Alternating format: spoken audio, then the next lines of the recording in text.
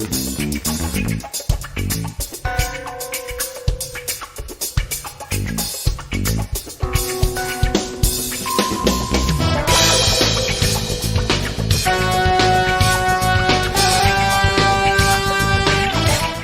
what I want to talk about is the concept of being what is considered to be an old man in today's society and having to put up with what the youth of America is doing today.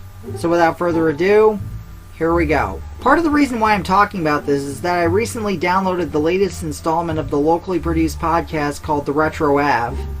It's a podcast show where they talk about movies, games, and more, and they recently started producing again after a year-long hiatus. I subscribe to it on iTunes primarily because I work with one of the people who produced the podcast. In fact, I sold one of my childhood toys that I showed off in my Ode to My Childhood blog shortly after I re-recorded it for the first episode last year, primarily because he collects 80s and 90s toys. But anyway, they ended their most recent podcast with a rant about the state of today's kids. And the hosts of the podcast are in their early 30s. But anyway, that rant got me thinking. In a way, I want to throw my 2 cents in. Believe it or not, I'm approaching my late 30s. In fact, I turned 38 on Friday. And I am well aware that this society is so technologically advanced and dominated by social media and iPhones that has impacted the generation to the point where it puts my generation to shame. It seems that nowadays kids are more obsessed with their Xboxes, PlayStations, iPhones, Facebooks, taking bathroom selfies while making duck faces, and I could go on. As a result, kids are less motivated and less likely to carry on a conversation without having to look at their phones every 5 minutes or texting or hanging out on Tinder or whatever it is kids do these days. Now, I know when I first started out on this social media adventure 10 years ago, I've been guilty of becoming too consumed with social media. However, around the time I started out on social media, it was still a growing medium. Back when I started out, the dominant social media outlet was MySpace, even though YouTube and Facebook both existed, but both were nowhere near as big as they are today. And some of the content posted on MySpace prompted my local library to ban the use of MySpace, because there were some pics of half-naked chicks on there, pics of people drinking in bars, and you get the idea. Not much different from what goes on today. But even back then you could see how social media would become a dominant force in today's society. Also, what they talked about in the podcast, and this is also something I've noticed firsthand, is how the youth these days have a sense of entitlement. For example, having everything handed to you instead of going out and working for it. It's like they want everything for free.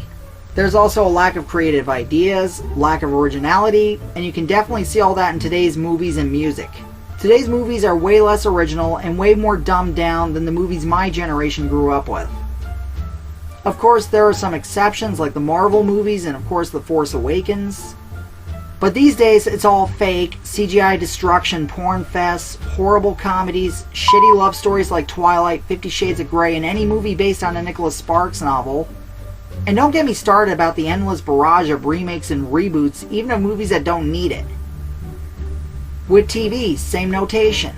Nothing but reboots, sexually explicit teen shows, and of course reality shows that largely send out the wrong signals to people and actually generate role models that are largely negative.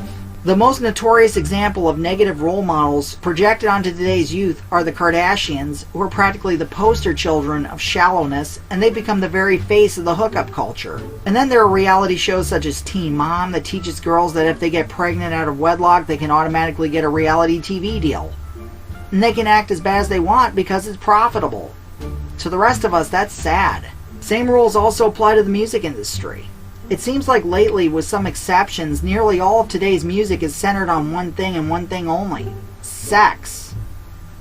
I have nothing against sex, but even I have to agree that it's gotten out of control. The music more or less glorifies the hookup culture, and as everyone knows, today's dating scene is one of my favorite things to rant about, which is why I do the dating rants. Today's musicians clearly cannot sing or perform without either the assist of auto-tune or trashy outfits. And I come from the generation that gave us Madonna and Britney Spears, among others, but compared to the likes of Miley Cyrus and Nicki Minaj, their music is actually classier. Nowadays, everything more or less is manufactured, and that's why I prefer the music from when I grew up, meaning 80s and 90s music, right on up until about 10 years ago. It's pretty much after 2005, a majority of music went downhill and hasn't looked back since, with Justin Bieber as the crowning achievement. Now that you mention it, I really am starting to sound like an old man. However, in recent years, not only have I reinvented myself as a movie reviewer, I've also decided to reinvent myself as a social commentator. Mainly because before I started the whole internet thing, I was originally planning to be a writer.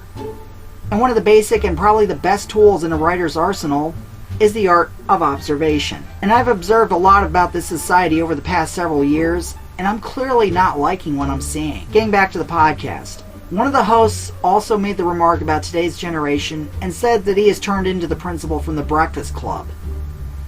And it's a scene where he's talking to the janitor about his life as a principal and his relationship with the students. And the principal makes the remark in almost a fearful tone that someday these kids will be taking care of me.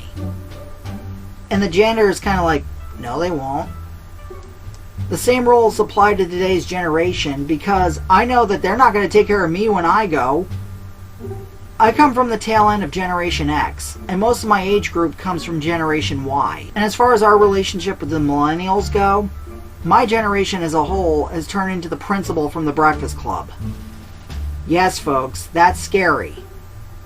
And the worst thing about that is, there's no stopping it.